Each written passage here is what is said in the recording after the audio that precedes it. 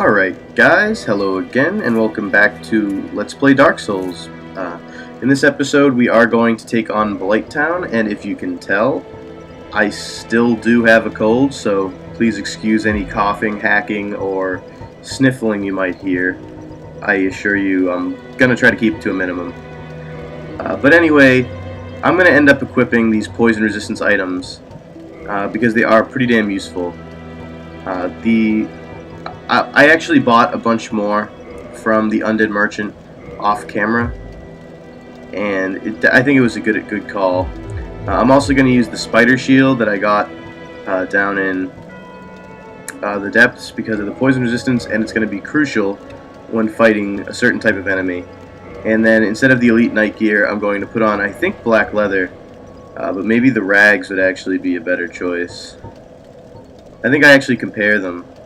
Yeah, the tattered cloth hood that I got, the tattered cloth set, is actually really good poison resistance. Yeah, 59 poison resistance. That's pretty good. So I guess I'll be using that because those are pretty legit. So anyway, the key to Blighttown is just max your poison resistance. You want to have as big of a poison resistance bar as you can. I believe I'm still human from when I took on the Gaping Dragon. Yeah, I am. So it's good to be human for this. It increases your poison resistance. But anyway, if you don't have the Master Key, you cannot go the way I am going right now. What you're going to notice is that I actually go the back way, and I use the Master Key to do so. The doors I open on this run, you actually have to get in Blighttown, like those keys. So the only way in is to beat the Gaping Dragon, get the key to Blighttown, and go in that door near the Gaping Dragon in the depths that I showed you. It's a pain in the ass. Blighttown is a terrible area because of the frame rate issues, not even because of how difficult it is. The difficulty isn't that horrible, but the frame rate, for me at least, and I guess a lot of people have had issues with it, is just garbage. You know, it's all choppy. It's not a fun thing to play through. So I'm gonna skip most of it. And basically all you're going to see is the tail end. But if you do have the Master Key, which a lot of people do recommend to pick up prior to the game starting, as instead of a different item, this is going to be a pretty crucial shortcut. I'm not sure where you get the Master Key in game. I know you can get it. Like, it's not like a purely, like, all the items that you can get as gifts you can actually get. I think one of the merchants has it. So actually, it might be the guy that sells the boss armor. He might have a Master Key. You might actually consider tracking him down. He's on the bridge outside of Undeadburg after you find him for the first time, getting a Master Key, and then coming this way anyway, as opposed to fighting through Blighttown. I don't recommend Blighttown. But the first thing I'm going to show you is actually a way to get some cool stuff, I think, and get the Dragon Crest Shield. Yep. You can head down here into the Valley of the Drakes. And this is actually not that far of a shortcut, to be honest. You can actually get here fairly easily by cutting through the Darkroot Basin. Actually, you could get to the Blighttown, this Blighttown back route through the Darkroot Basin as well, which I'm not going to show on camera, I don't think. But anyway, you can take that item without waking this guy up. But if you take these ones, he will wake up and be very angry. And I get crushed. I didn't even know what to do. Yeah, that's poor. Yeah, that wasn't fun. Alright, well anyway, I will see you guys after a nice little edit. Alright, and we are back in the Valley of the Drakes, and we are about to head into Blighttown.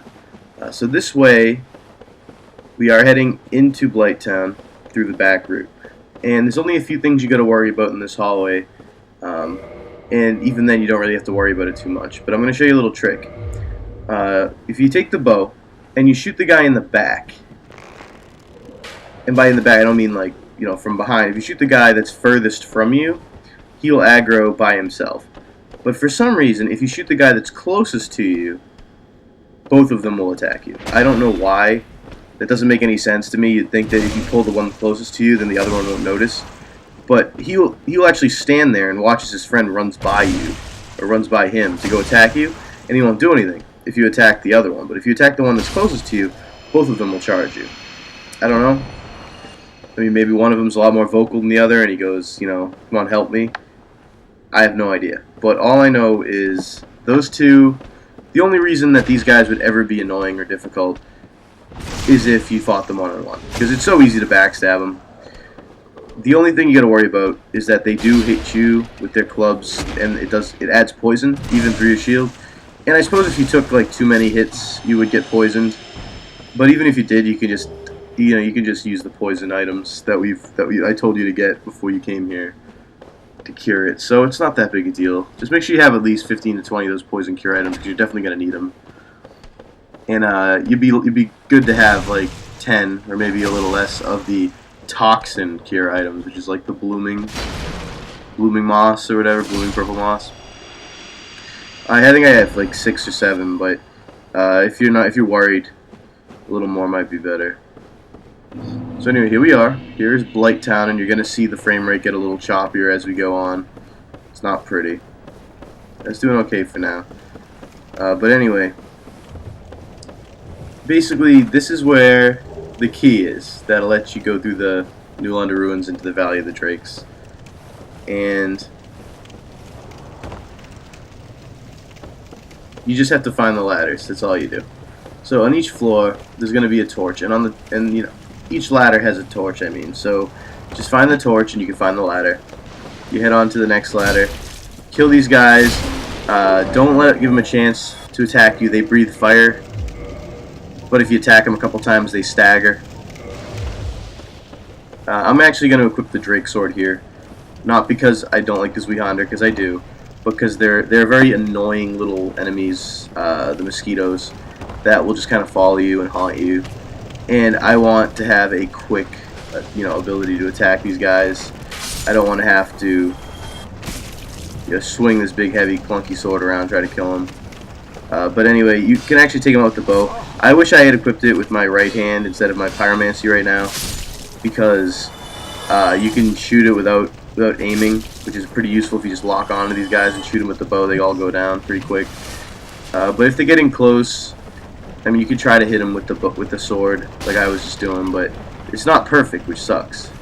Now, this guy is one of the most dangerous enemies in the game, and there's a couple of them in here. Basically, because they shoot these dart things, right? And they add toxin. And toxin's like poison, except like a million times worse. This is why the spider shield is so important. Because if he hits the spider shield with his toxin darts, you don't take any damage, and you don't get any poison added to your poison meter. Another reason why we wanted the poison meter to be so big, which is why I told you to get resistances and humanity and whatever. There's a bunch of them in here, and this is where it gets really tricky. I usually use pyromancy to try to kill these guys by timing it really well in between the darts, but it doesn't always work. Sometimes I just make myself look stupid. But that's why you have the blooming purple moss clumps. And there I just got toxic. And just look at my health bar. Just watch it go down.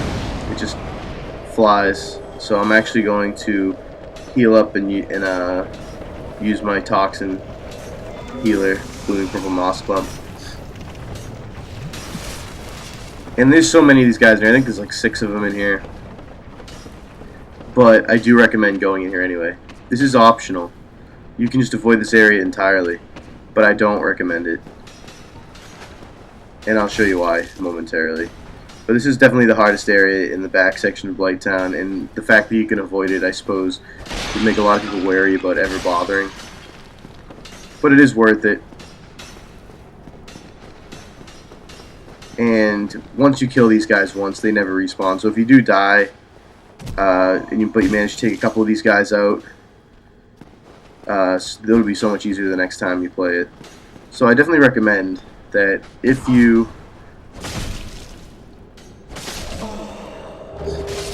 get to a point where you're about to die of toxin or whatever, and you don't have a blooming purple moss clump, I would recommend trying to take out as many of these guys as you can in your final moments. because that'll make your life so much easier the next time you come back. Alright, but anyway, you gotta watch out for these dogs here. I shot one. I was kind of hoping that it would stay still so I could just keep sniping it, but it wasn't to be. They're not that hard to kill, but the problem is they all kind of, you know, bum rush at the same time. Even just watching this again, I just remember just how frustrated I was. Oh yeah, they breathe fire too, because that's what dogs in the sewers do. They breathe fire. It's kind of random, but when they breathe fire, that's actually, you want them to breathe fire, because then they stop doing that annoying little dodge, and you can actually hit them when they're breathing fire. So it's your best time to actually shoot them. Now, don't make the mistake of just heading right up the right here, because there are enemies up there, but there are also enemies straight ahead, and you're going to want to kill those guys. You're not going to want to aggro all of them at once. So what I did, I believe, is just try to pull one of these dogs, and I ended up getting both of them. But that way I don't have to fight the toxin shooter. And I made kind of a mistake though, because I should have just gone forward and tried to kill those guys.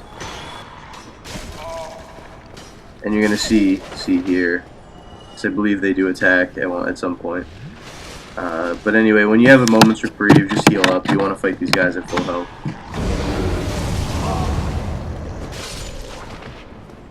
And that takes away a lot of health. Holy crap, that takes away a lot of health. So anyway,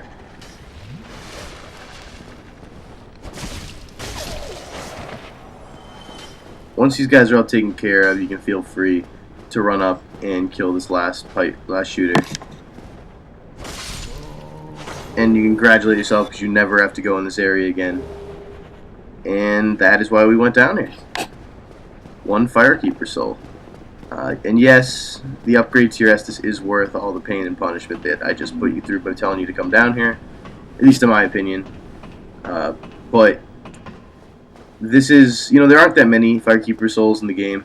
This is the third of 3 that you can find just lying around on the ground. The other ones you actually have to kill the Firekeepers for, which means that, you know, if you do that, you won't be able to use the bonfires that they protect. I can't remember all of them. I know there are 4 in total. One of them is the one at Firelink Shrine that, what's his name? Lautrec kills. One of them is in Orlando, and she'll kick your ass and fuck you up if you attack her, but you can't kill her for the soul. And then one of them is the Chaos Witch, which we're gonna see after this, after Kellogg. But I don't know. I don't remember what the 4th one is. I'd have to double check. But there are 4 that you can get, 7, so you can have a total possible of Estus Flask plus 7.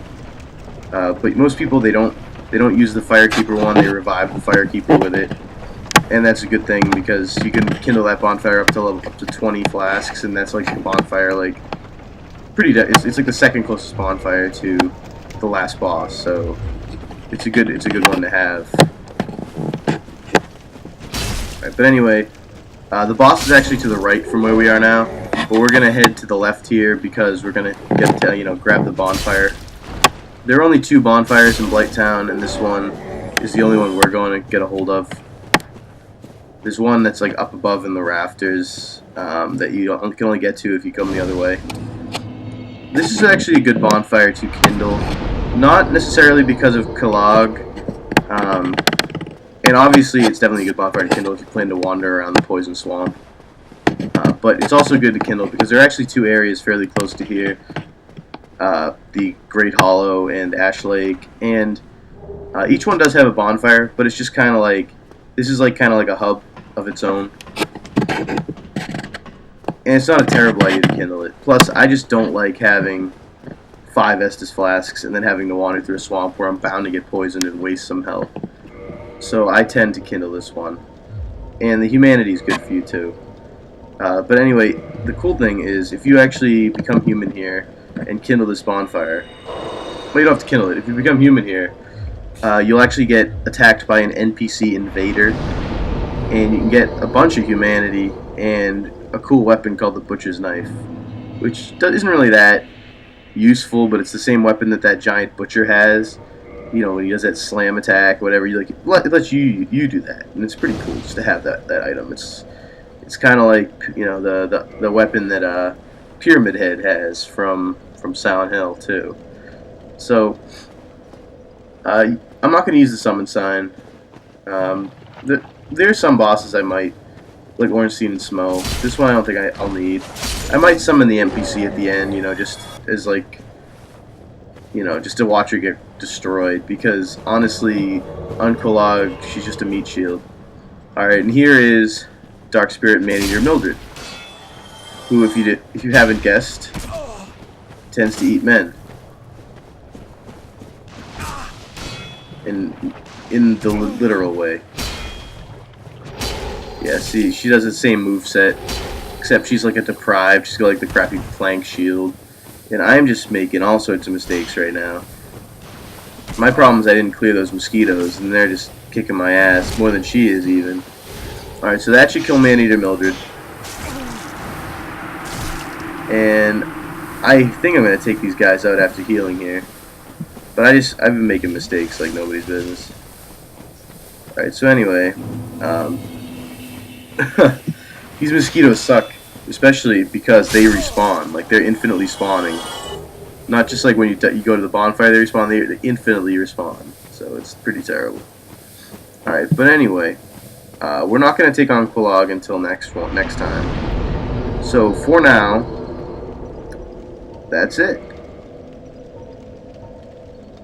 We'll just level up a few times here, and after that, we'll see you next time.